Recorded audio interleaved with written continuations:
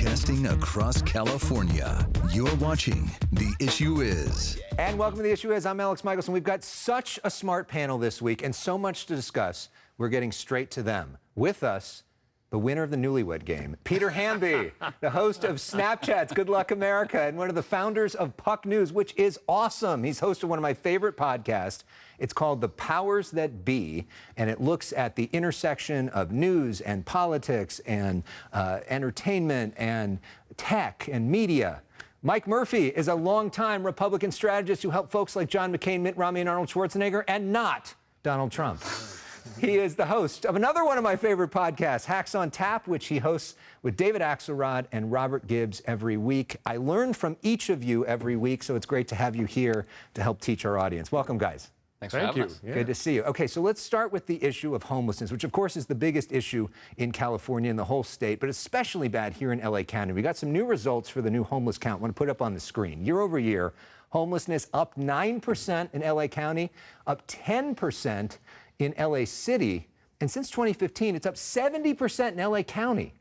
Mike, what's the politics of homelessness, and does this actually really hurt the Democrats who are in charge of this state? Well, it allows people to make a great case, outsiders, be they Republican or Democrats who aren't holding office. Like, we keep pouring money at it, and the situation gets worse. I think it was interesting with Mayor Bass a while ago, not long ago, on the 6-month anniversary or whatever, they declared, we have some good progress. And then this big Godzilla foot came in and reset the thing to, it's the iceberg on which California politicians keep hitting.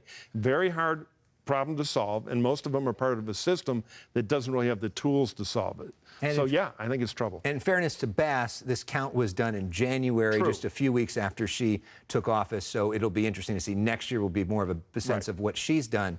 But Peter, I mean, it's everywhere.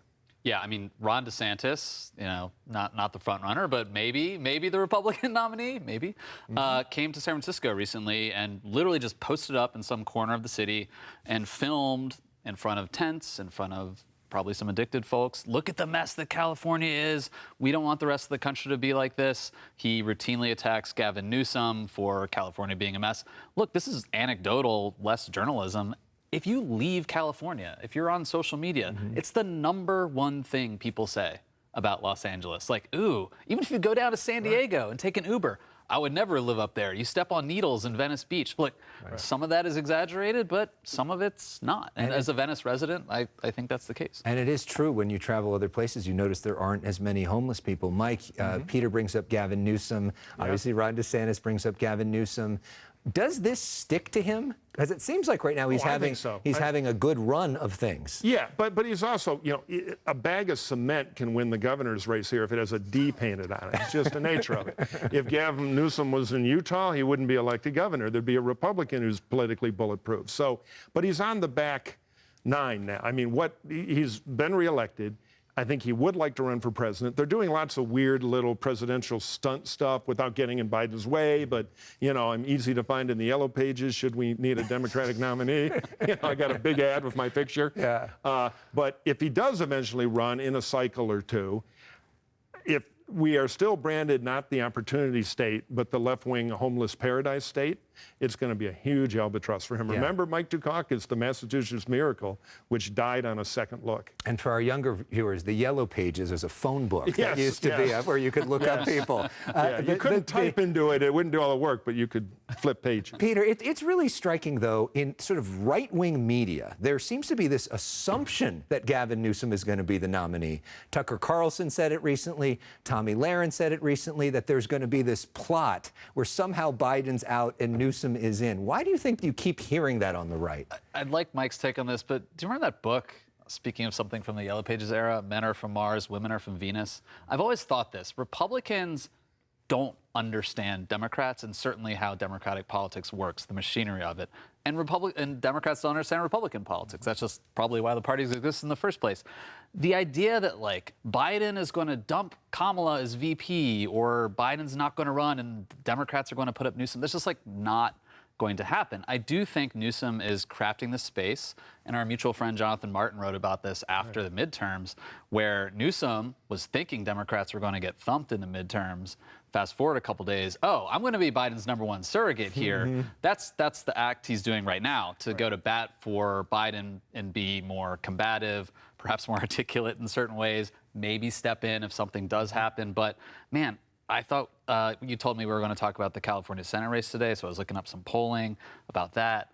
I think it was an Emerson poll recently listed Newsom as the most popular politician in the state of California, but his ceiling in that poll was 45%. So like, you're the most popular guy in politics in the state, and you're not even at 50%. Like, he's got challenges. Yeah, and you're talking about the way that Democrats view Republicans, or Republicans view Democrats. Let's talk for a moment about the way that Democrats view Republicans, because Democrats would think Donald Trump's got to be toast after everything that's happened, but the Republican base seems to love him, except for you. Let's put up 538, put together an average of all of the recent polls of Republican voters nationwide. Donald Trump at 52%. Ron DeSantis seems to be going in the wrong direction at 24%. Mike Pence in third place at 7%. Everybody else under 5%.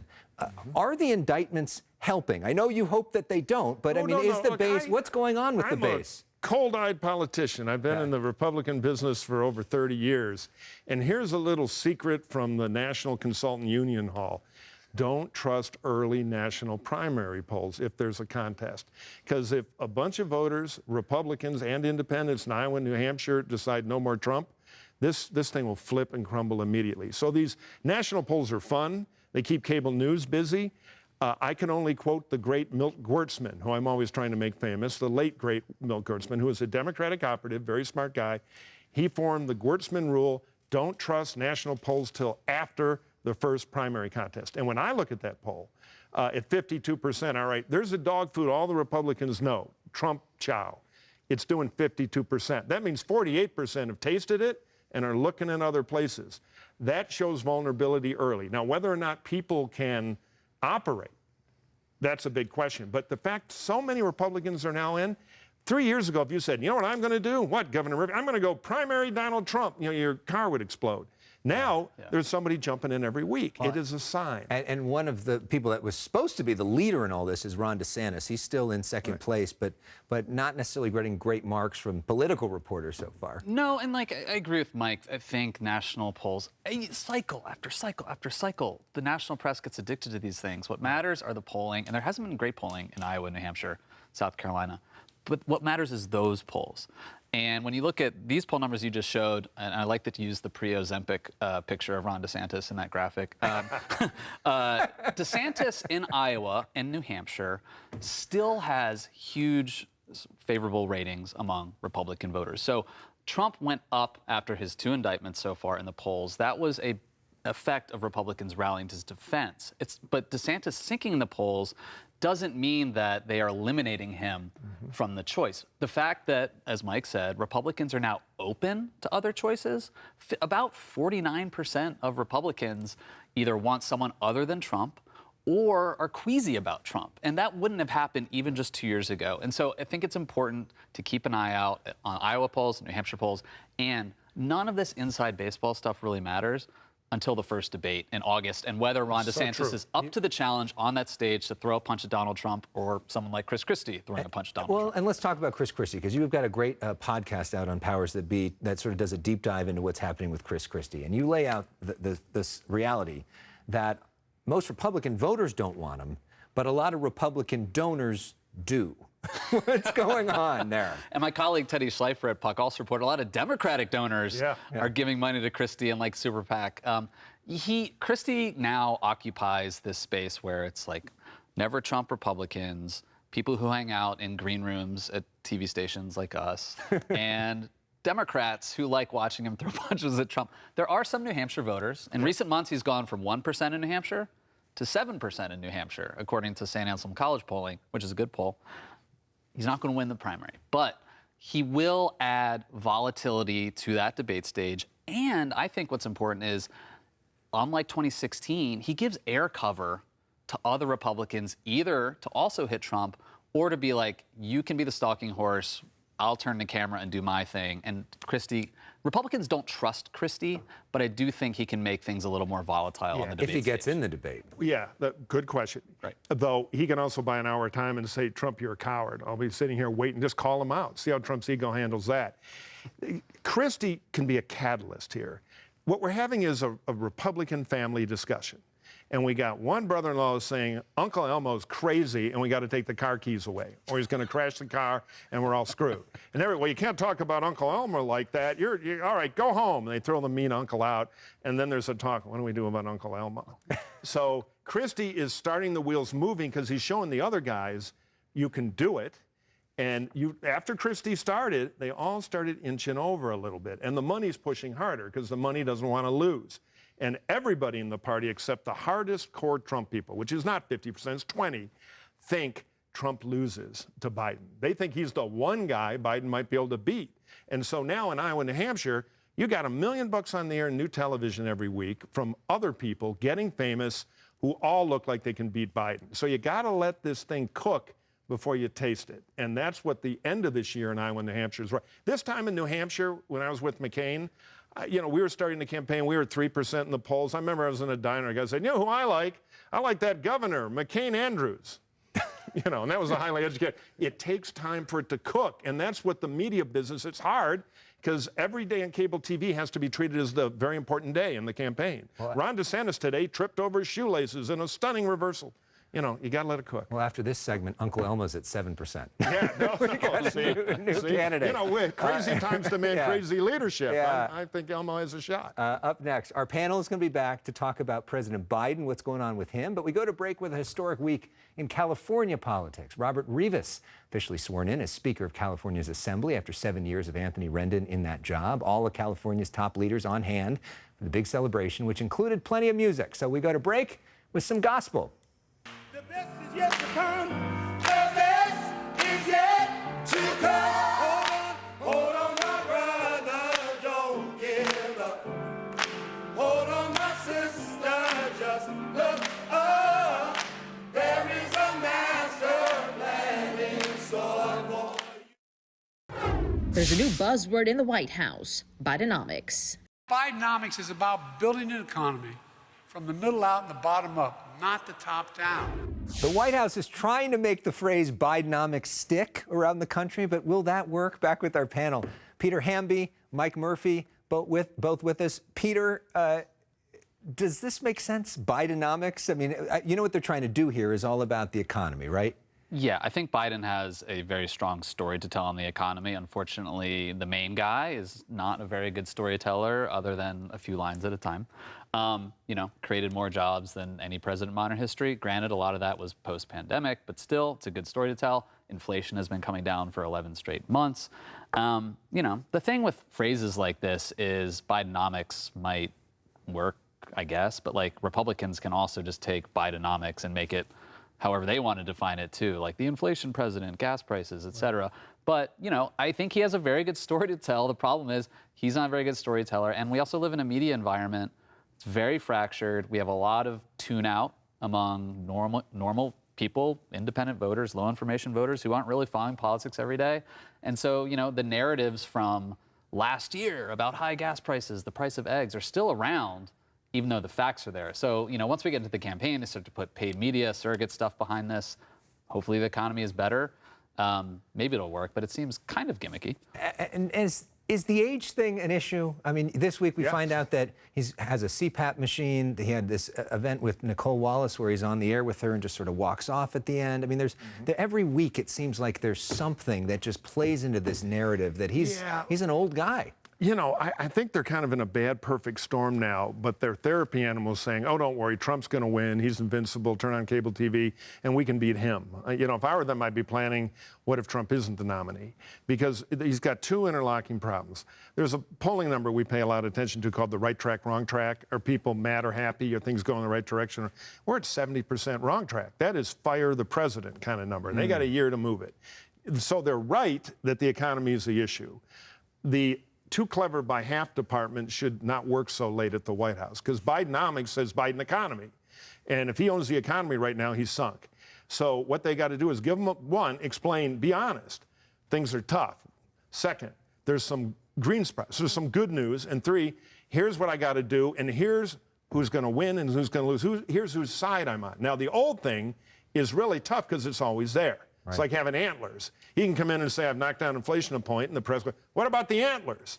And I don't know how they fix that other than directly engaging him on a detailed level that he's never been able to communicate. There's one other really good weather vane poll number to watch along with the right track, wrong track, which is in a general election, who's winning on the issue of the economy. Right. Biden barely, narrowly won that number according to exit polls in 2020. But usually, in modern times, whoever wins best on the economy wins the presidency, and Biden is not doing well on that number right now. Right now, 64% of the country do not approve of the way Joe Biden is handling the economy. And then there's Hunter Biden, which is a big story on certain cable networks and not a big story on others. You wrote in Puck about that and about that some people in the media are getting a little more aggressive on covering that. What do you make of the way that's all being talked about? I was struck by the White House press briefing 2 Fridays ago, where Peter Baker from the New York Times, like mainstream reporters from the TV networks, national networks, were asking White House Press Secretary Karine Jean-Pierre about Hunter Biden, about is there something else going on here?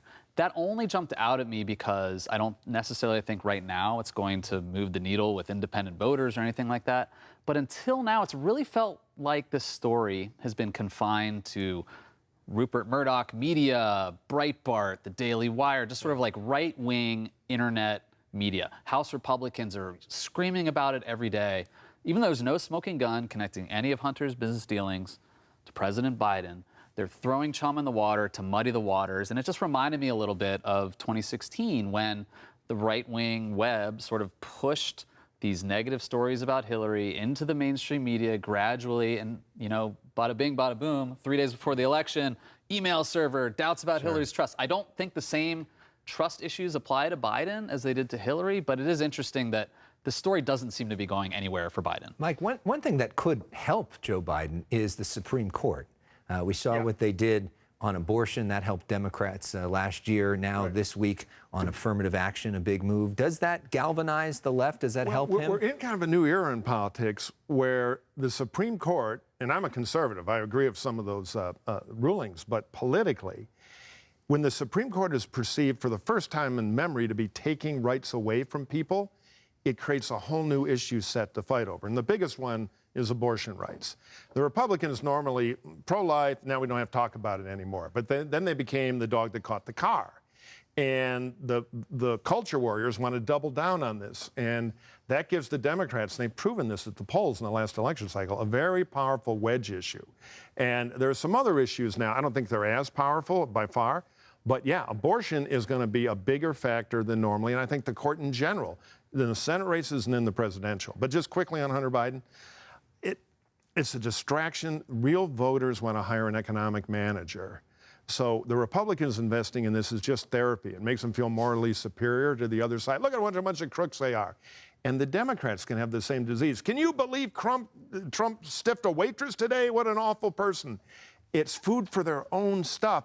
But for voters in the middle who pick the president, it's the economy. And both parties get off winning that message battle to their peril. And I think the Republicans are being strategically stupid about this. So Joe Biden doesn't have a sort of mainstream challenger in the Democratic primary, but he does have Robert F. Kennedy Jr., who showed off some real muscle this week. And we don't mean political muscle, we mean actual muscle. Here's him at your old gym, Gold's, Peter. What did you make of his form, and what do you make of the RFK campaign? Oh, man. So, okay, you're doing like 6 to 7 reps at 115. I mean, Arnold would never.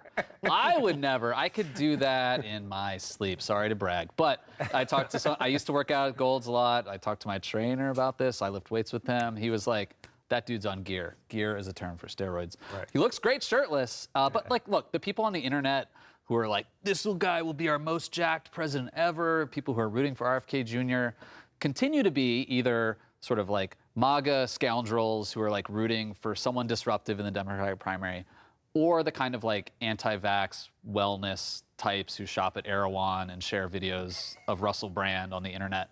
It's just like, it's a small group of people. Yeah, although, Mike, we've heard the gear allegations against you before, so we don't want to. Well, as Arnold's longtime fitness coach, I mean, I have my own opinions. Yeah. But no, this guy's a sideshow, but here's the dangerous part.